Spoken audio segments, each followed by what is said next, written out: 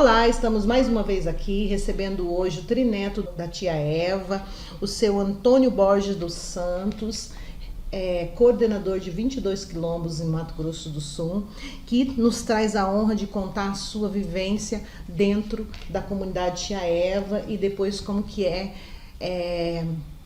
a sua identidade nos outros 22 quilombos, as curiosidades e o que toda essa cultura tem para contribuir com a nossa história e que a gente não pode deixar passar em branco, né, seu Borges, que ele fala com tanto amor e eu vibro de ouvi-lo. Bom dia a todos e a todas, né? Meu nome é Antônio Borges dos Santos, me chamam muito de Borges, Borginho. Eu sou trineto da tia Eva, estou aqui com a minha amiga para contar um pouco da nossa história. Isso é importante para todos nós de Mato Grosso do Sul dizer alguma coisa sobre tia Eva. Eu nasci na comunidade tia Eva, vivi ali a minha infância, depois saí e hoje estou morando lá novamente.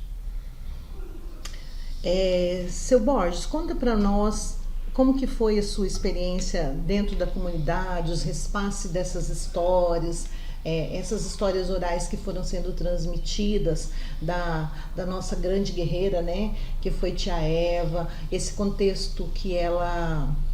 Dessa vinda para cá, para Campo Grande, de escolher esse lugar, de todo essa simbologia e essa história magnânima que ela deixou para os campograndenses, e vocês que são descendentes deles e ainda continuam aí repassando essa história, perdurando esse legado.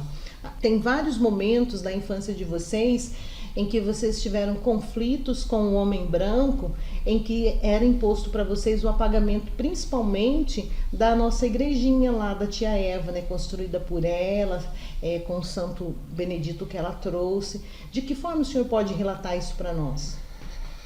A minha infância, primeiro dizer para vocês que tia Eva veio de Mineiro, Goiás, né?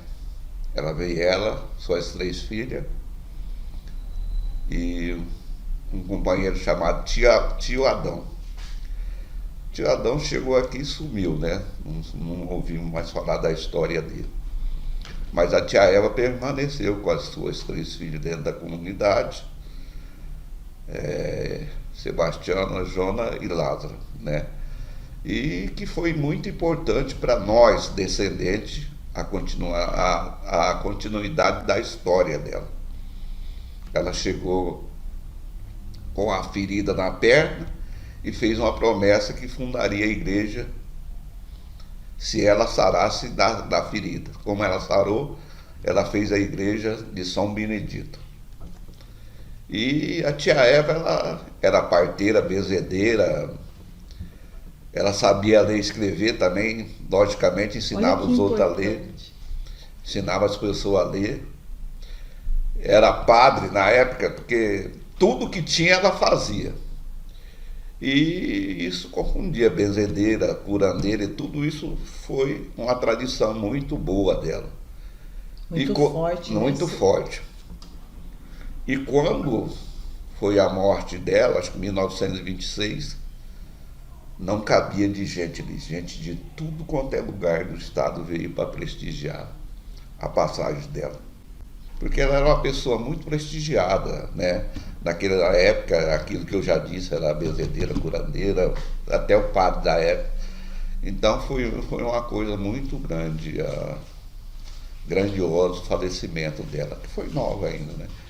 Mas é devido ao processo da escravatura também, né, que passou, né? Então tudo isso, tia Eva foi muito importante, e é importante para todos nós, que você vê. Até hoje estamos aqui falando a história dela. Se eu for falar da nossa infância, a nossa infância na comunidade da tia Eva praticamente era baseado na festa de São Benedito. Naquela época, né? Porque os pais dificilmente compravam roupa para os filhos pelo poder aquisitivo. Mas na festa de São Benedito todo mundo tinha roupa nova. Oh, delícia. Nem que seja o garçomzinho daquele tempo, faz dinheiro. Então, quer dizer, e Essa festa vinha muita gente de fora, toda a muito, comunidade participava do muito, estado. muita gente de fora vinha. Por que que é 9 dias de festa? Era porque vinha gente de tudo quanto é lado. Então ia chegando e ia ficando. Então, por isso que a festa foi se tornando 9 dias. E as pessoas ficavam, dormiam por ali mesmo. E conta-se até a história que as pessoas iam entregando o seu revólver, ninguém entrava armado, todo mundo ficava lá federado. Tá? Quando saía, todo mundo já procurava. Você sabia que antigamente a honestidade era muito grande, né? As pessoas eram totalmente diferentes. E conta-se que uma vez saiu uma briga lá, e foi tão grande essa briga, e todo mundo saiu, pegava o cavalo que tinha a charrete, que até hoje estão procurando para entregar o cavalo e a charrete que pegaram errado. Destrocar as conduções. As conduções. Quer dizer, então são coisas assim que a gente... E foi um tempo bom, né? Diferente, né? Diferente. A amizade, o legado que a tia Eva deixou para os seus descendentes, os nossos tios, avós, foi o legado da amizade, que ela fazia amizade com todos. Acolhimento, né? Acolhimento, conservava, as pessoas chegavam ali e sentiam em casa. Até hoje, né? Até hoje. Então é importante isso para todos nós. Aquilo que eu disse, as roupas novas nós comprávamos assim na época da festa. E nós fazíamos a festa, a nossa coisa máxima que podia acontecer dentro da comunidade. A festa para nós era o ponto básico, que todos nós parávamos, todos os parentes paravam e iam trabalhar, né? E ajudar aqueles que podiam, ajudavam. A gente via criança vestido de anjo, acompanhando a procissão de São Benedito.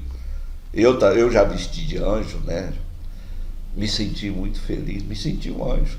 Né? Me senti um anjo. Então, as coisas eram totalmente diferentes, coisas que a gente já não vê mais hoje em dia. E a fé era muito grande. A nossa fé em Deus de criança, porque a gente lembra que para ir para a igreja ou para a procissão, era tudo pequenininho. A gente ia agarrado na barra da saia da mãe, mas ia. Estávamos ali, presentes. E isso fez de nós conservar aquilo legado que a tia Eva deixou para nós, que é manter a tradição e manter a nossa festa, que nós mantemos até hoje. Seu Borges, a gente escuta falar muito, né, a respeito de que a tia Eva, com essa simbologia da religiosidade católica, por trás ela escondia a sua religião de origem materna, afrodescendente, né?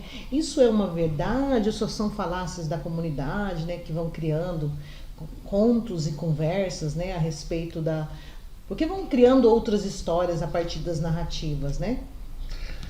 Para ser benzedeira, conservar a fé, alguma coisa ela tinha de especial.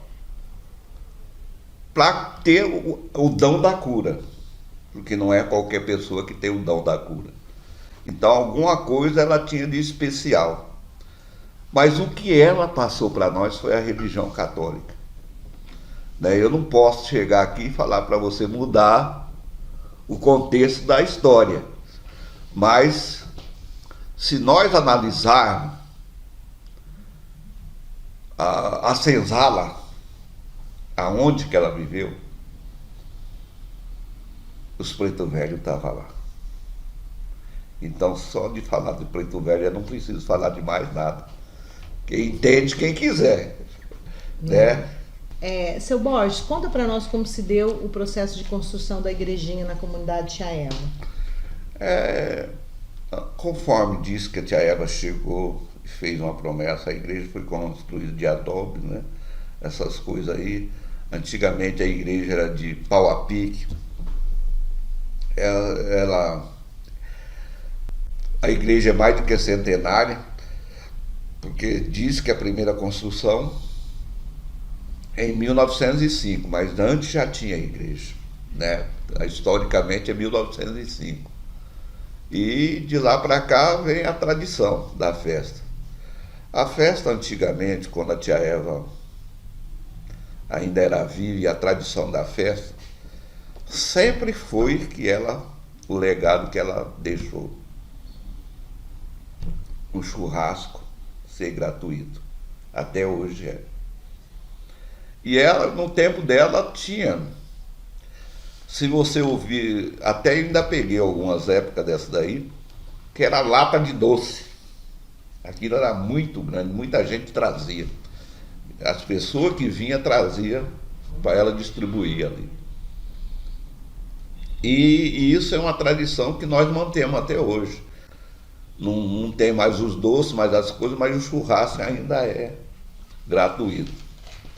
E essa é uma coisa que nós aprendemos.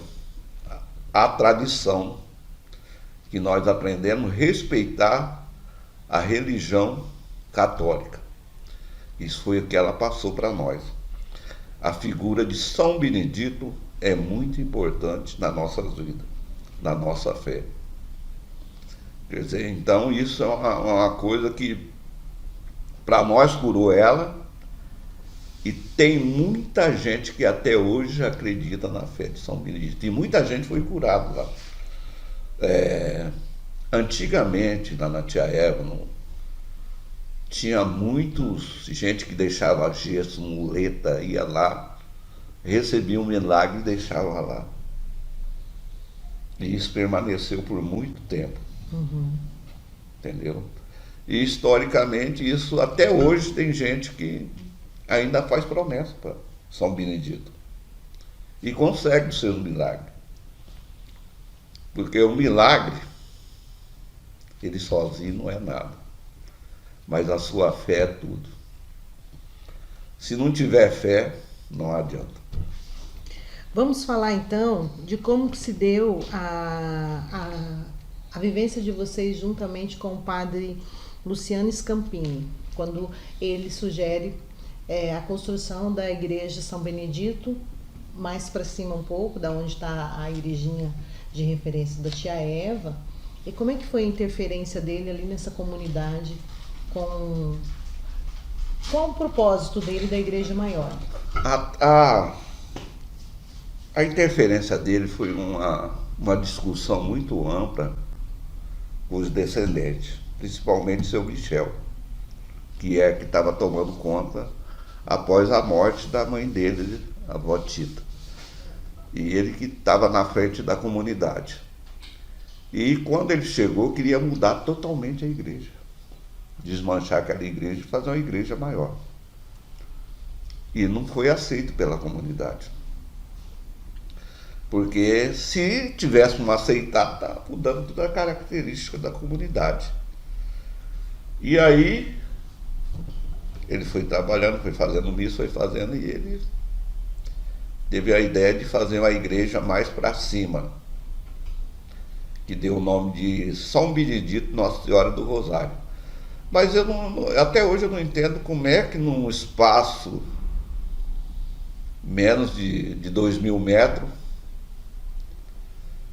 tinha uma igreja aqui e outra ali, né?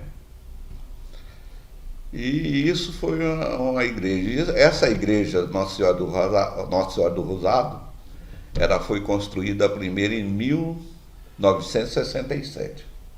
Eu tinha 12 anos, 12 anos. E ela foi de madeira e foi passando. Em 1970, 72, 73, resolveram construir a igreja de material. E nós, crianças, o padre falou para nós bem assim: vocês, quando passar numa construção, vocês vão trazendo um tijolo para cá. E nós, crianças, levávamos, cada um passava ia levando um tijolo para lá. Então, praticamente, foi nós que construímos aquela igreja, só que nós não sabíamos que estava desmanchando a nossa história. Porque ali na frente da igreja de São Benedito tinham os cemitérios ali. Tinha alguns descendentes, as 3 filhas da tia Eva e a tia Eva enterrada ali. E ele falou que aquilo não podia estar acontecendo ali, tinha que desmanchar o cemitério. E nós, quer dizer, em 1967, como que a gente sabia do histórico que é importante?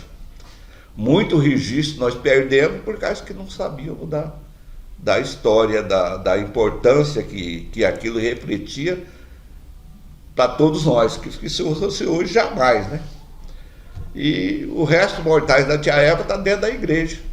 Quer dizer, descaracterizou o cemitério que tinha ali na frente. E os filhos? Como é que ficou o resto mortais das filhas dela? Eu não sei se foi colocado lá dentro. Esse eu não posso dizer, porque historicamente eu não sei se levaram para junto com a mãe? Junto com a mãe, ou se colocaram, porque era vários, não deve ter sido assim, colocado num local, né, de cemitério. Mas ali dentro só está o resto mortais da tia Eva. Eu não. E então isso para a gente descaracterizou toda a nossa história. E também tirando os apetrechos que as pessoas iam deixando ali como milagre, quer dizer, tirou a história também da comunidade como milagre que ela acontecia. Que hoje poderia estar acontecendo com a comunidade como é a Aparecida, né? Então são uma das características que nós não sabíamos a importância. E nós tivemos atrito com a Igreja Católica. Sério? Você sabe que passou mais de quase uns 20 anos sem padre rezar a missa ali. Por conta dessa situação. Se eu te contar a situação, você não sabe. Teve uma festa e não foi apresentada a prestação de conta. Se foi, o padre não concordou com aquilo. E aí houve um atrito muito grande entre o padre da época e a comunidade. E a comunidade se revoltou. E aí o padre falou que não ia mais rezar a missa ali, né? E passou por muito tempo mesmo. E até que uma época morreu a tia Tita. Filha da Eva. Filha da tia Eva. Ela faleceu e estava com o corpo dentro da igreja. Eu era do grupo de jovens. Pedi para o padre encarecidamente para ele dar benzer o corpo, dar a benção, né? Ele foi. Mas pediu que a gente tirasse o corpo de dentro da igreja e colocasse debaixo de uma mangueira. Que absurdo. Não, tudo isso aconteceu. E isso aonde que entrou a resistência da comunidade. Mesmo os padres não indo lá, a festa continuava e rezava o terço, mas não parou. Mas assim, a festa continuava, mas o recolhimento, os ativos da festa iam para a igreja. Ia para a igreja. O padre, na época, quando houve essa discussão, é que a igreja queria a prestação de conta, que tinha a parte que era da igreja, eu não sei direito, a outra parte para a comunidade. E depois que houve isso daí, ficou tudo ali dentro da comunidade, né? Uhum. Porque não tinha mais como fazer a divisão, tá? Mas era uma coisa que para mim, eu era do grupo de jovens, não tinha nada a ver uma coisa com a outra. Isso atrapalhou muito o meu desenvolvimento como cristão. A minha pessoa. Que me afetou bastante. Eu fiquei muito assim, desacreditado na religião na época. Porque eu achava que não tinha nada a ver uma benzição, uma emoção do corpo com a prestação de conta. Eu achava na época que o padre deveria ter entrado dentro da igreja. O meu modo de pensar. Ele tinha que ter colocar... E hoje esse posicionamento mudou? Não, hoje mudou. O padre foi lá na comunidade, pediu desculpa pelo erro dele. Hoje a Igreja Católica tem uma relação muito boa com a comunidade, graças à intervenção de São Benedito.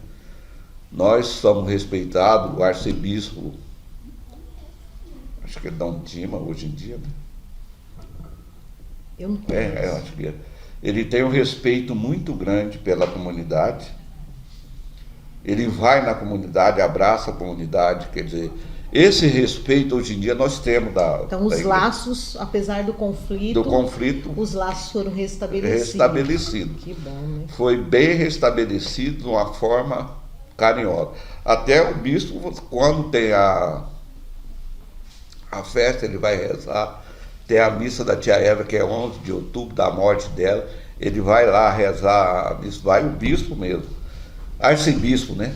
Uhum. Então, a relação da igreja Católica hoje com a comunidade é muito boa.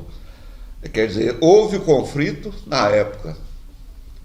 Depois de uns 20 anos foi superado. Que o Frei Miguel, que foi o frei da época, ele foi lá dentro da comunidade e pediu desculpa para toda a comunidade. E ele é um padre também abençoado, porque ele teve o reconhecimento do erro dele. E o importante do ser humano é reconhecer o seu erro. Que é o que a tia Eva fez, né? É o que a tia Eva acolheu todo mundo, tratou bem todo mundo, né? Isso. A comunidade também tem uma escola de samba, né? A igrejinha. A igrejinha foi... Como é que surge a igrejinha? Com todo esse fenômeno que ela é em Campo Grande, a cultura sul-mato-grossense que ela representa? A igrejinha, a escola de samba foi fundada mais praticamente pelos ex-ferroviários ali, da ferrovia. Mas com o nome da igrejinha que foram pedir para o seu Michel para usar o nome da igrejinha. Uhum. E ela é uma escola de samba tem muita ligação com a comunidade, né? Apesar dela não estar mais ali dentro da comunidade, mas tem essa ligação. Primeiro pediu benção para seu Michel.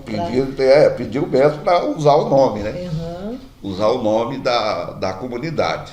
Então a escola de samba é uma homenagem à comunidade, a toda essa ancestralidade, a cultura religiosa da tia Eva, tudo que tem passado, né?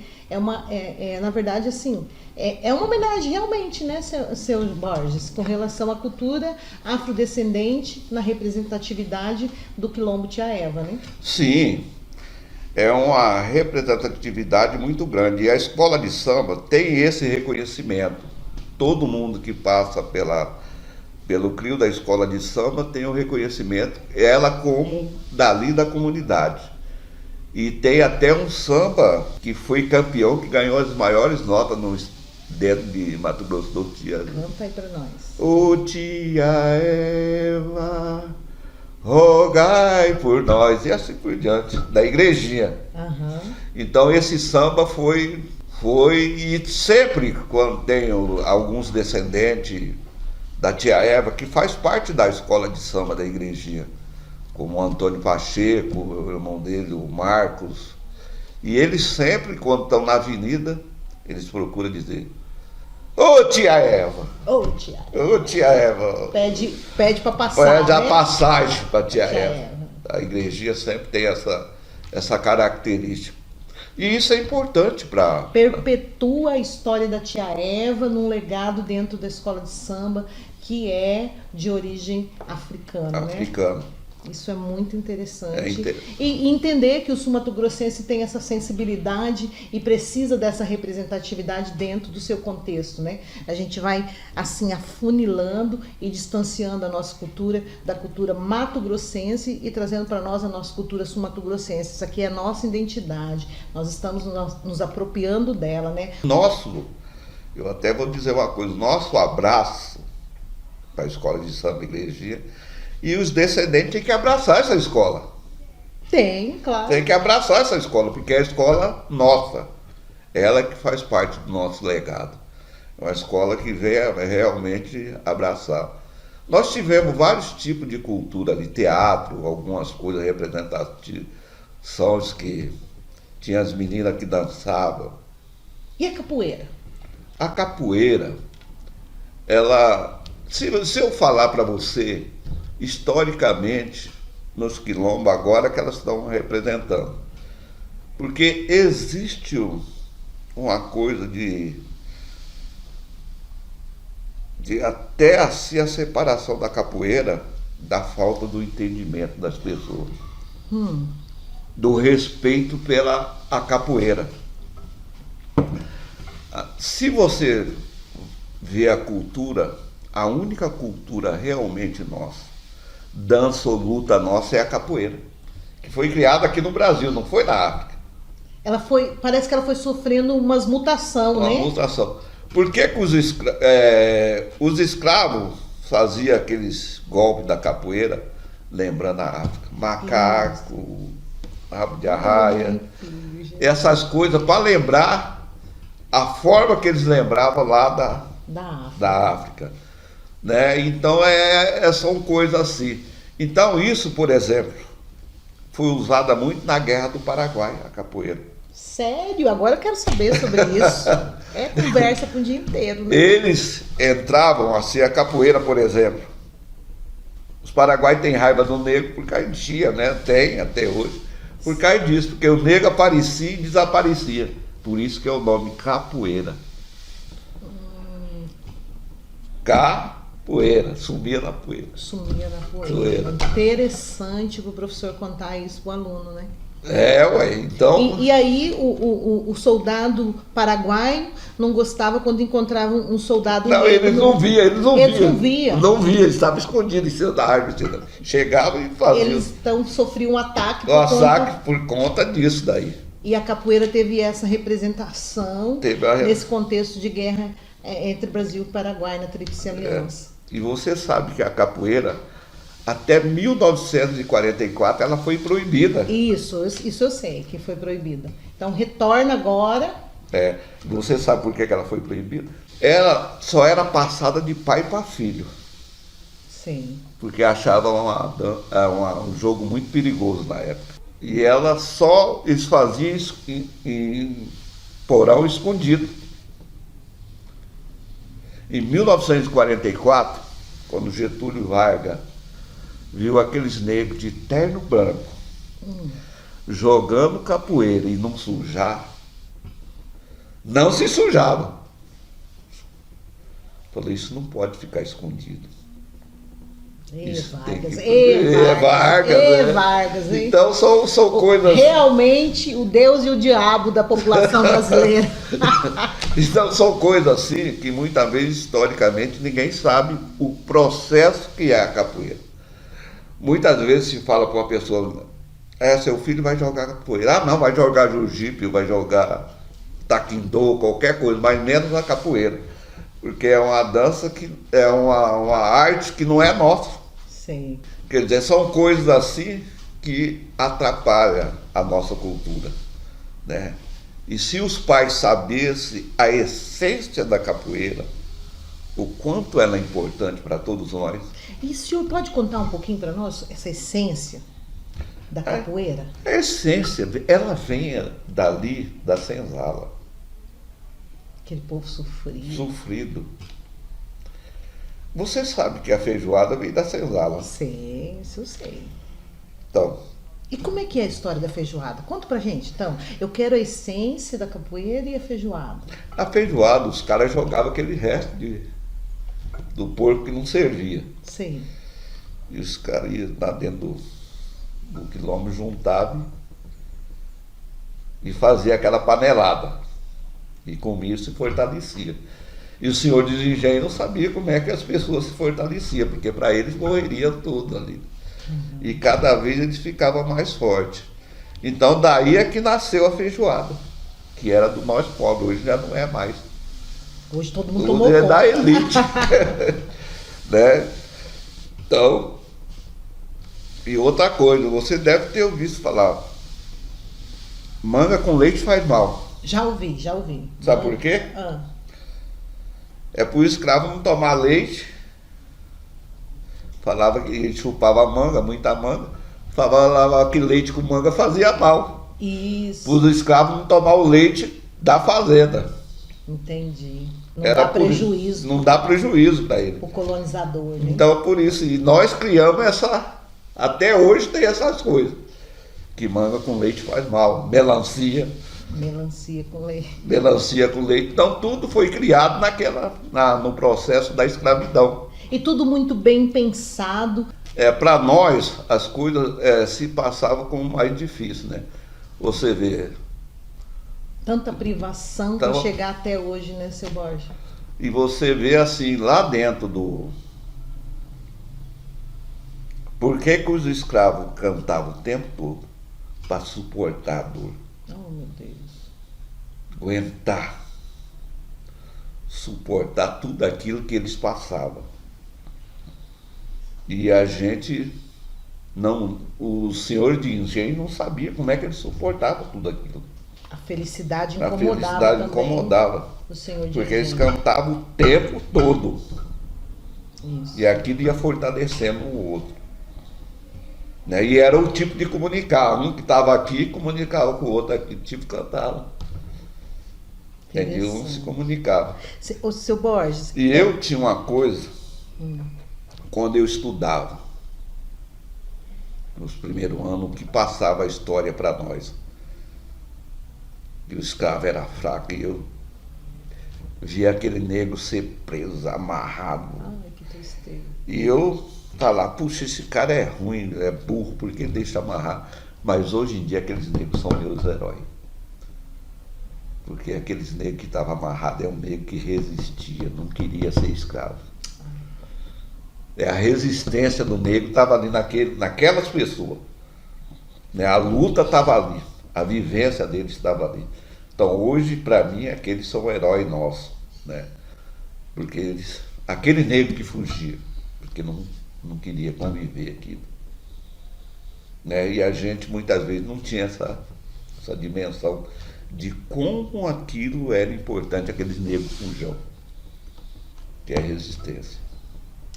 E hoje o senhor na frente de 22 quilombos mato-grossense, né, falando dessa resistência, porque ainda é um movimento de resistência, né, perdurar essa cultura afrodescendente dentro de uma pátria que vocês não escolheram, né, uma pátria que foi imposta a vocês, né, o negro não veio ao Brasil, não escolheu o Brasil para morar, o negro foi trazido para o Brasil, né, e o negro não é um escravo, o negro foi escravizado, isso precisa ficar claro para a população brasileira, e que essas definições por cor de pele, né, foram exatamente um movimento mercantilista europeu, pensando o tempo todo no lucro, né?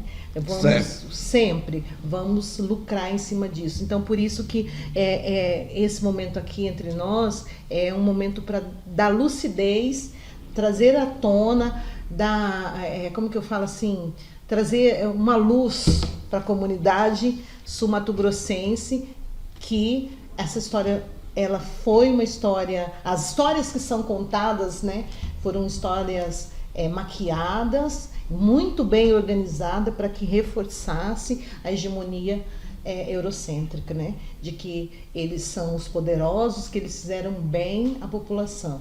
E agora a gente está nós estamos dando outra cara para a nossa identidade, para a nossa vivência, para a nossa historicidade como brasileiro, né? Sim. Você imagine como nós chegamos aqui, para contar um pouco da história do Quilombo.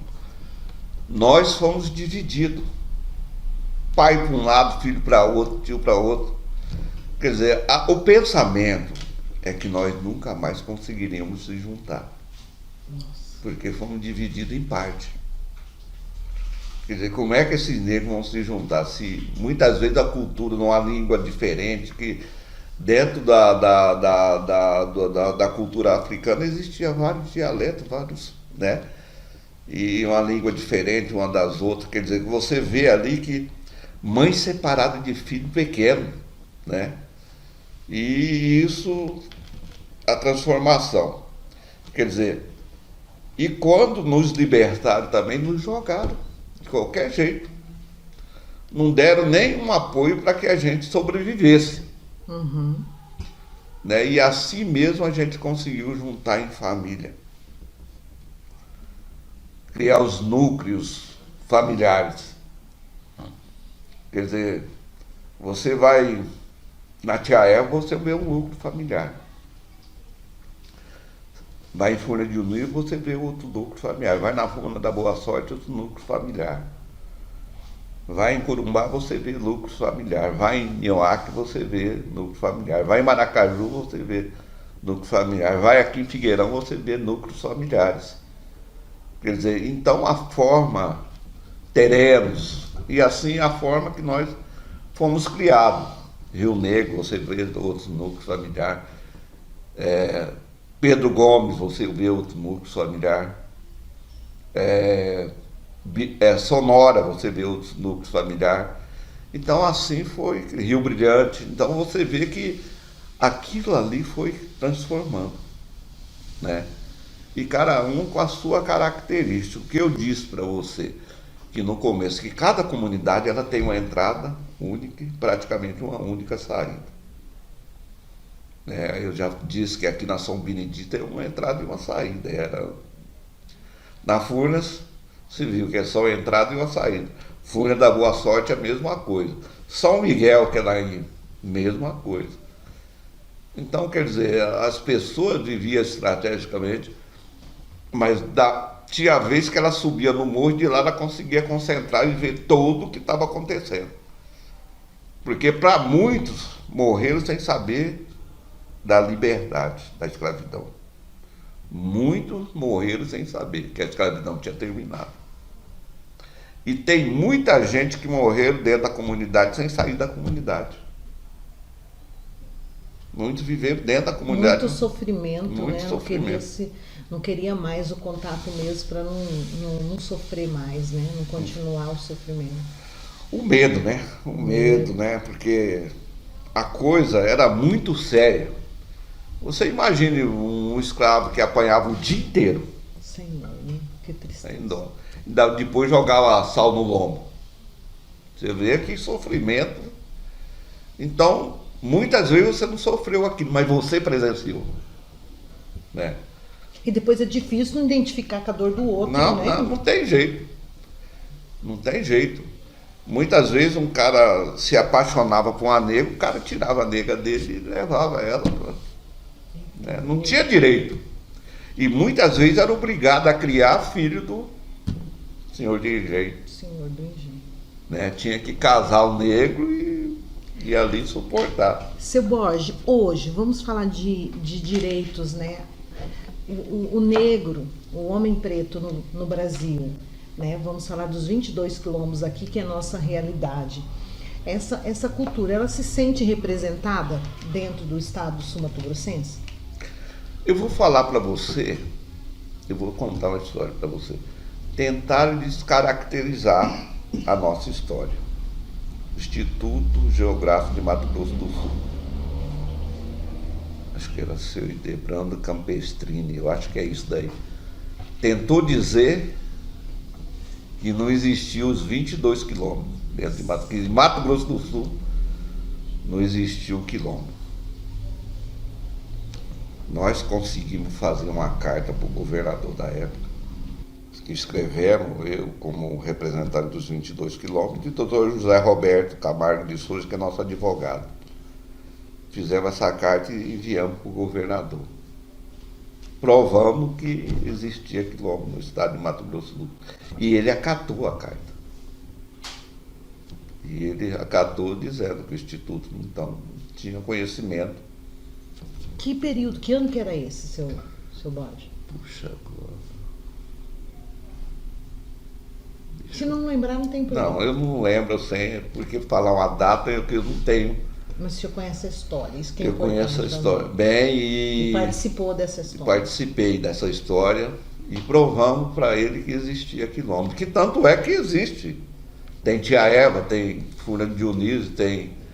Até para nós mapear, que foi em 2003, E sim, nós começamos a mapear essas comunidades. Não é descobrir, porque elas já estavam lá, né? Mapear, mas é onde que nós conseguimos legitimar essas comunidades. E dizer para vocês que no começo nem eles queriam ser quilombola. Sabiam disso? Não. Quando a gente chegou para mapear, eles falaram, Deus me livre, o que é isso? Nós vamos voltar a ser escravos de novo? Oh, meu Deus. A comunidade Tia Eva foi uma das últimas a reconhecer, através da Fundação Cultural Palmares, como comunidade quilombola. Justamente pela resistência. Quer dizer, então são coisas assim que muitas vezes o desconhecido, aquilo que a gente não conhece, a gente não aceita. E uma comunidade mais desenvolvida é a comunidade de São Miguel, mas assim, desenvolvida depois do reconhecimento. Ela foi a comunidade que eles nem sabiam o que era, e 53 pessoas naquela época, eu sou quilombo, não tiveram resistência nenhuma. E é uma comunidade que foi para frente. Graças a Deus, comunidade de São Miguel lá em Maracaju, me lembro até hoje. Então, quer dizer, as coisas são assim. Teve comunidade que não se reconheceram na época, e aí elas foram reconhecidas, que hoje não pode mais acontecer isso.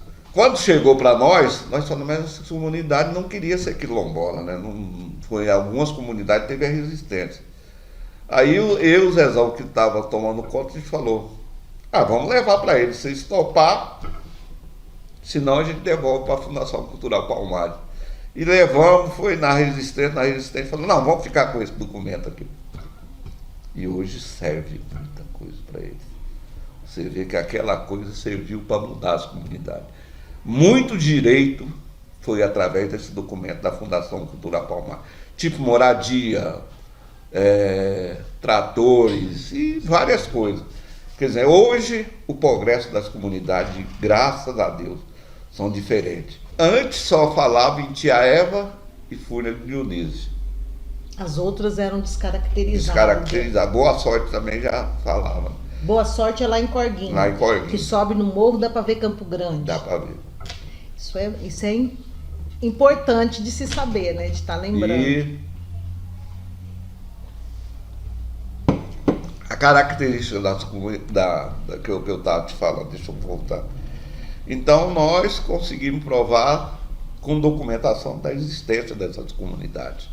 E se a gente ficar quieto, até hoje estava sendo apagado. Apagado. E é bom, eu vou dizer para você, que o governador na época tinha muito respeito pelas comunidades. E isso é importante, que os governantes tenham respeito por nós. Tenham respeito por nós. E aonde que nós conseguimos avançar com algumas coisas voltadas para as comunidades, né, que precisavam. O governo começa, a partir dessa legitimação, a manter alguns recursos mantedouros para essas comunidades. Ou seja, até ali, essas comunidades, elas inexistiam. Não existia, por exemplo, nós conseguimos moradia. O princípio básico de toda a comunidade não era resguardado para elas. Não era resguardado, não tinha direito. Não tinha direito, né? Não tinha direito. O que é pior, né? De chegar, você ouvia falar que as comunidades indígenas tinham alguns direitos. Não eram merecidos, mas tinha. Mas as comunidades negras não. Então, seu Borges, a comunidade afrodescendente no Mato Grosso do Sul, ela tem um diferencial de direitos da comunidade indígena, né? O que o senhor faz parecer que a comunidade indígena, por mais que tenha seus direitos que não são os necessários, né? Os ideais, né? A comunidade, mas tem ainda, antes da comunidade afro, né? A comunidade afro vai conquistando tardiamente, né? Num processo mais moroso ainda que a comunidade indígena. A característica dos indígenas, se você perguntar para o índio, ele vai falar que os negros têm mais avanço. E você pergunta para o negro, então existe a coisa, mas a comunidade indígena... Porque é comum a gente ouvir falar de direitos de terras indígenas, Isso, né? Que eu vou falar para você. Nós estamos na luta e a luta é igual. O direito do território. Tanto faz o indígena como o negro, ele luta pelo seu território. Não é simplesmente para a terra, é para manter a sua cultura. Porque se você passar lá daqui uns 100 anos, Tá lá. tá lá. Lá não morava, lá mora. É por isso, e muita gente está pensando que nós queremos essa... E o termo é tão importante, lá não morava, lá mora. Lá mora.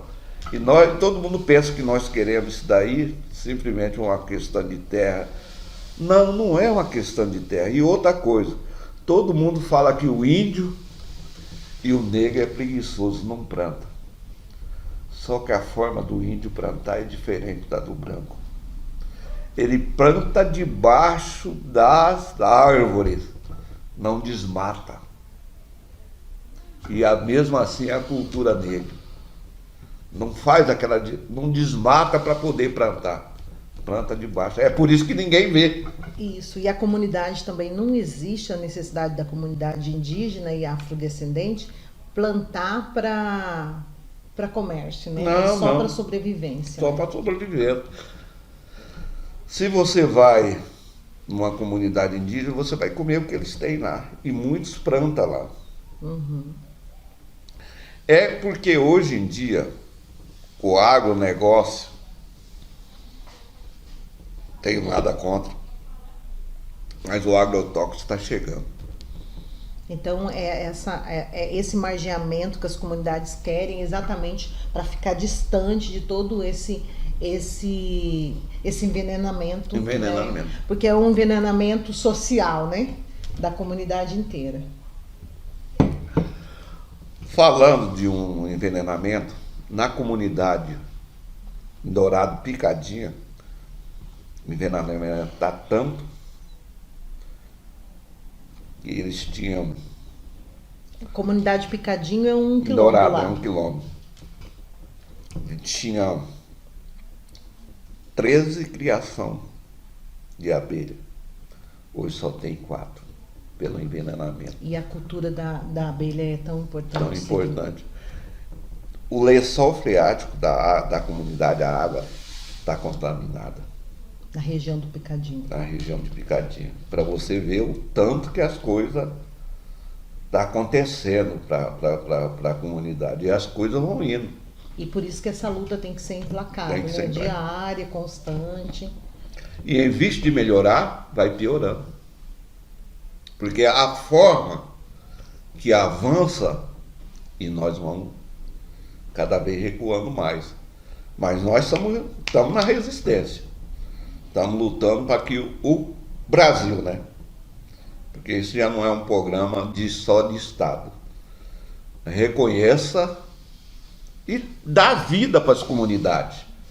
Porque as comunidades precisam sobreviver. Ali é que você tem a condição de plantar, de ter as verduras, as coisas, tudo sem agrotóxicos.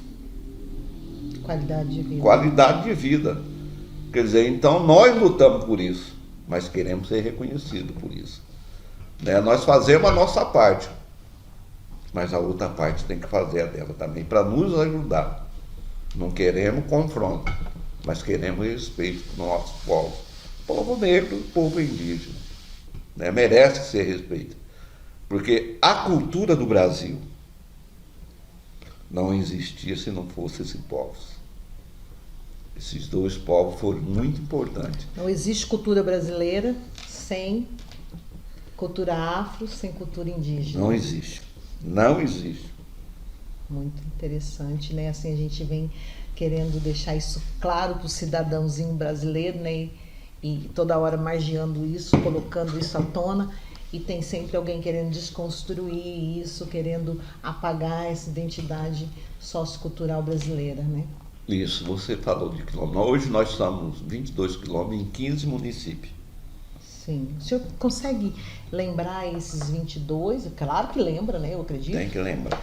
E os municípios? Município de Nioáquia, que tem mais comunidades, são 4. Município de Corumbá, são 3 comunidades. Município de Campo Grande, 3 comunidades.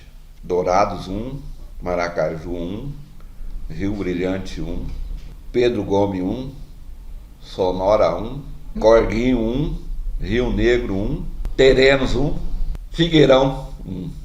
Acho que deu os 15. Quais são os 3 de Campo Grande? Chacaburiti, que é daqui a 20 e poucos quilômetros. E a Chacaburiti eu já vou até falar. Foi o neto da tia Eva que fundou aquela Chacaburiti. Uau! Qual João neto? Vida. João Vida. Tem que ir lá também, hein? Nunca fui. Chacaburiti. São João Batista, que é aqui na Pioneira, e a tia Eva. Tia Eva. Quem fundou São João Batista? São João Batista, eles vieram lá de Cuxim. E aí foi fundado pelo fundador, seu Reginaldo, acho. E a característica deles é totalmente. Tem uma cultura muito forte ali, mantém. Uma cultura bem organizada, a comunidade. Bem organizada, uma comunidade muito forte. E a Chácara Buriti é interessante, porque eles vivem mais de hortaliça. Olha aí. Vivem de hortaliça, de plantação de hortaliça. É uma comunidade também muito forte, bem desenvolvida. Consegue se manter através da hortaliça. Seu Borges, esses 3 quilombos em Campo Grande, eles têm relações interpessoais?